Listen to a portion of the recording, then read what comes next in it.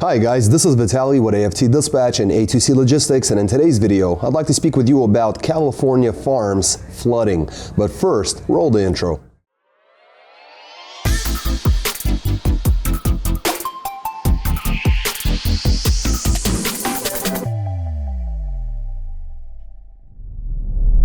Welcome back. Before we get started, I'd like to ask you to please like the video, be sure you subscribe to the channel and hit the notification bell so you never miss a single release of our videos, where every Friday we're talking about something that could benefit you in your trucking businesses, in your trucking careers, as well as cover the loads we've successfully booked for our customers, consisting of lease-to-own owner-operators and carriers, operating under their own MC authorities, running under our truck dispatch services. As always guys, big thank you for all the likes you've provided in all the previous videos. Please do keep them coming, and let's talk about all this California farm flooding that's going to affect all the agriculture in the country, our food supply, and possibly life as we know it. But no doom and gloom on this channel. Guys, California farms, they you know, with all the snow and all the rain that's been going on, they've been asking for it, they needed it, and now there's too much of it. But let's kind of look at some of the numbers, because I know that there's a lot of hate for California, and you know, I love the weather down there. I love certain parts of California. I love to you know, spend time out there, but I know that for the trucking industry, there are definitely kind of different thoughts about the state and how they you know, do business and some of their laws and regulations as of late. We've made a ton of videos about that. I'll leave little cards in the corner so you guys can explore that on your time. But ultimately, you know, California, the reason it's such a big deal when it comes to produce season, agriculture, is because California has 81,000 farms and ranches. They got over 25 million acres of farmland, basically, that's used for farming specifically. And ultimately, California is the most basically the most productive agricultural state in the US. This is part of the reason why, you know, California puts a law into effect, says something, and it goes nationwide. You know, it takes a little while, but it always trickles down to other states. The same thing as things were with, for example, you know, the DEF fluid and things like that, when they changed the viscosity of DEF fluid, things like that. That all originated in every revision. It originated from California and was then accepted by other states as well. So the most productive agriculture state in the US, half the nation's fruits, nuts, and vegetables actually come from California, and they're also the sole producer. We're talking 99% or more of certain specialty crops, and those would be, for example, almonds, artichokes, clingstone peaches, dried plums, figs, olives, my personal favorite, persimmons, pomegranates, love pomegranates, raisins, walnuts. All of those are specialty crops grown the vast majority in California. And it's actually also, California as a state is the #1 dairy state. So the majority of our, you know, dairy products also come from California. And you'll see throughout the rest of this video where this really kind of touches or kind of brings it home, if you will. 9 of the top 10 agricultural counties in the US are in California, guys. So I'm trying to really drive this home, how important it is for our US food supply, the state of California. Now, the latest rain and snow, as mentioned, is causing lots of flooding. They got too much of it. They've asked, they got it, now it's too much. And basically what's happening now with farmers is that farmers are losing all their crops and their fruit trees. And this is a big deal because these things tend to take a little while until we actually see it as a problem on the, you know, shelves of our stores. So they're having to actually evacuate a lot of their dairies and get them onto dry land. This is all going to affect you know, our food supply. So our national food supplies will be impacted by this, but you know, maybe I'm wrong, maybe this will all pan out. I'd love to hear from you guys in the comment section below. Please do so. Please make sure to smash the like button if you haven't. Make sure you subscribe to the channel. We produce these videos weekly. We produce lots of you know, useful, helpful content for truckers. Been doing it for years and would love to have you on our subscriber base and out in the comments. So please do so. And for now, I'm going to switch over the camera. I'm going to look over the loads we booked for our customers, and I'll see you guys in just a moment. Welcome back. Let's take a look at some of these loads. You got vans and reefers this week. One reefer did exceptionally well, and that's who we'll start with. Coming out of Houston, Texas, going to Calera, Alabama. 43,000 pound load of tortillas, 30 to 35 degrees on a reefer.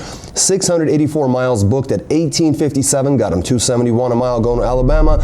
Then out of Bessemer, Alabama, they took a one pick, four dropper going to Litchfield, Kentucky, Dale, Indiana, Terre Haute, Indiana, and I think they pronounce it Terre Haute, and then back to Litchfield, Kentucky. Now this is a 40,000 pound load of Milo's tea, 35 degrees on a reefer, 734 miles booked at $4,350. Got them $593 a mile. Excellent job on that one. And then they took a load out of Fairdale, Kentucky to Rock Hill, South Carolina. 8,000 pound load of medical supplies, 41 degrees on a reefer, super light, 482 miles booked at $1,750, got them $363 a mile. And that was it for the week. Tuesday to Tuesday, 7 days on the road, solo reefer.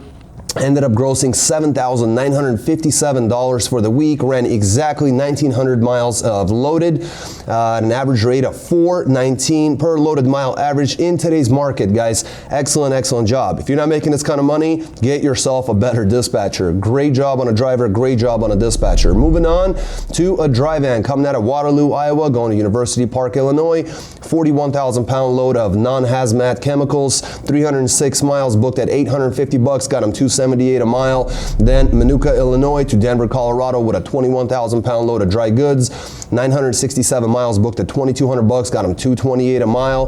Then North Platte, Nebraska with two drops, one in Omaha, Nebraska, final in Spring Hill, Kansas. It's a 33,000 pound load of consumer goods, 490 miles booked at $995.82, got them $203 a mile. And they finished off with a one pick, four dropper out of Emporia, Kansas, going to Sweetwater, Texas. Looks like Ballinger, Texas, and then two drops in San Angelo, Texas. This is a 35,000 pound load of machinery parts, 646 miles booked at $22.53. Got them $349 per mile there. Did very well. 7 days on the road as well, Thursday to Thursday. Grossed $6,298.82. Ran 2,409 loaded miles at an average of $261 per loaded mile average. Excellent job. Next one's also a dry van coming out of Shreveport, Louisiana, going to Phoenix, Arizona. It's got a 42,000 pound load of packaged oil. 1,250 miles on the dot, booked at $3,000, got them $240 per mile. Then at a Goodyear, Arizona, going to Edgerton, Kansas, with a 19,000 pound load of dry goods, quite light, 1,187 miles, booked at $1,615, got them $1.36 on that one. That's a tough pill to swallow. However, if you do it, if you listen to dispatch, they make up the difference.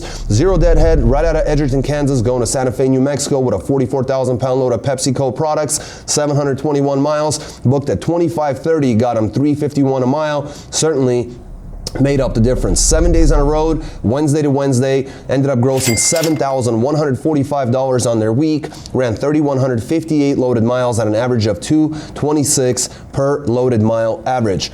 Next one's another dry van coming out of Salt Lake City, Utah, going to Rexburg, Idaho. 43,000 pound load of empty pallets, 240 miles booked at $730, got them $304 a mile. Then right out of Rexburg, zero deadhead to Littleton, Colorado, with a 45,000 pound load of large fur fibers, I'm assuming. 603 miles booked at $1,400, got them $232 a mile.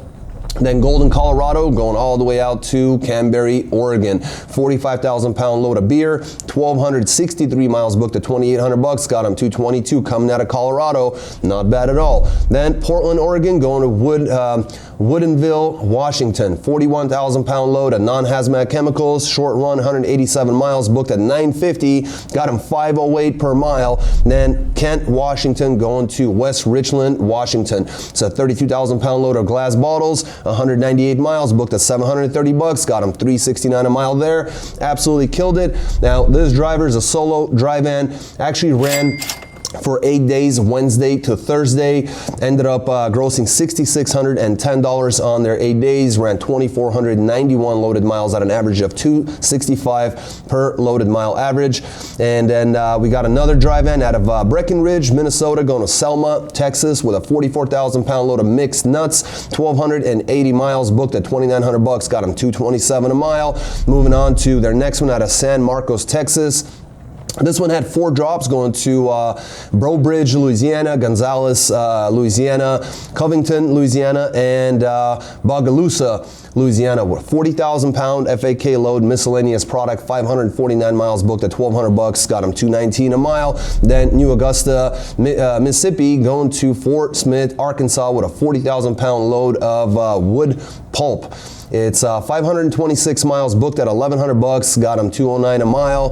They finished off out of Springdale, Arkansas, going to Houston, Texas. It's a 42,000 pound load of juice, all palletized freight, 549 miles booked at $1,300, got them $237 per mile on that one. 7 days on the road. Thursday to Thursday, solo dry van, grossed $6,500, ran 2,904 loaded miles at an average of 224 per loaded mile average. We're gonna finish off with our last one. It's a dry van. Did quite well. Houston, Texas to Rolling Prairie, Indiana, with a 43,000 pound load of plastic resins, 1,118 miles booked at $2,000 even, $179 on that one. Coming out to Indiana out of Texas, that's a great rate.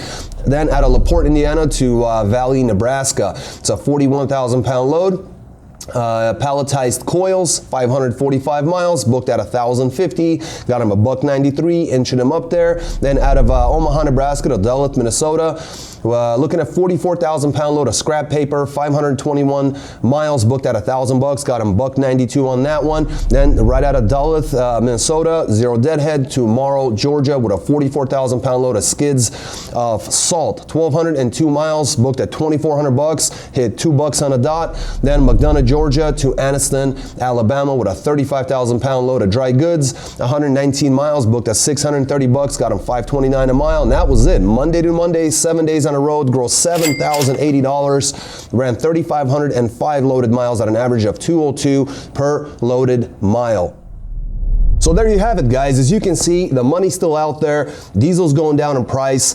You know, we should be seeing a lot more stuff coming out for reefers, as we can see from this particular reefer that we saw here. But it doesn't matter. If you've got a van, you got a reefer, you got a flatbed, we work with all those equipment types. We specialize in vans and reefers, but we do quite well with flatbeds as well. As you can see, over the last several weeks, flatbeds have come up. We've been able to capitalize on that as well for our customers.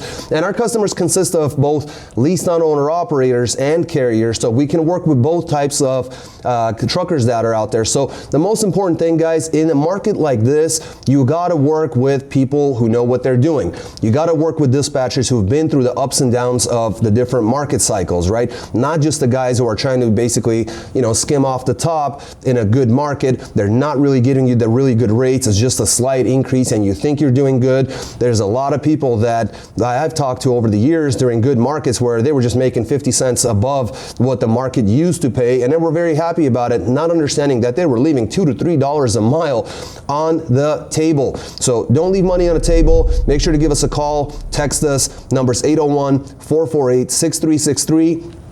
Go to our website at aftdispatch.com. We'd love to hear from you guys, answer any and all your questions. And until next week, guys, stay healthy, be wealthy. Take care.